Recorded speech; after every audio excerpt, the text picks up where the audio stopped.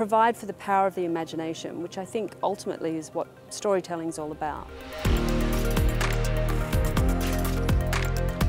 Hello, I'm Penelope. My role here at AFTRS is to lead innovation projects. So my goal in leading the projects is to bring together inclusive, collaborative teams to provide an environment in which innovation just might happen and an environment where talent can rise to the surface. This is part 2 of my top tips for achieving innovation.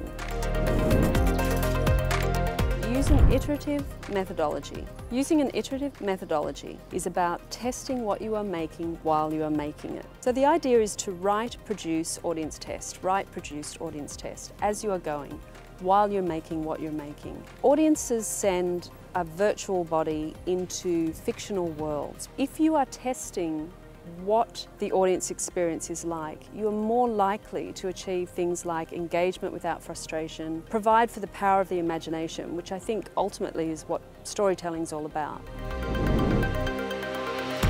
Create digital dissemination. It's about thinking of assets that you can create during the project that you can use as collateral later on in education, marketing, presenting. For example, with Precipice, our binaural narrative, we created the centerpiece, which was the episode 1 of the podcast series, but we also created other assets. We filmed the Sydney Philharmonia Choirs in 360. We created a video diary. We made an animated behind the scenes. We also created a pure audio recording of the choir.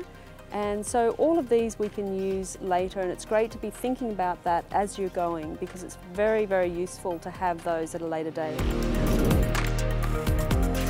Fall in love with failure. If you really want to innovate, you're going to have to get messy and make mistakes. It's about trying and making errors and testing out models, inverting models, combining models. It's about going back and saying, okay, what went wrong there?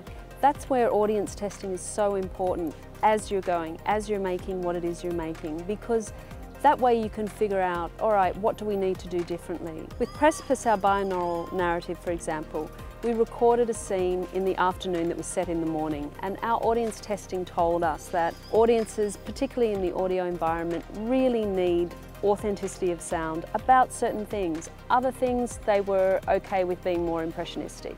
But we learned that we had to provide this information for them to really understand the story and their role within that story. I hope these top tips have been useful. Go forth and innovate. I wish you well, and please come and visit us at AFTRS if you'd like to see what we're doing in the innovation space.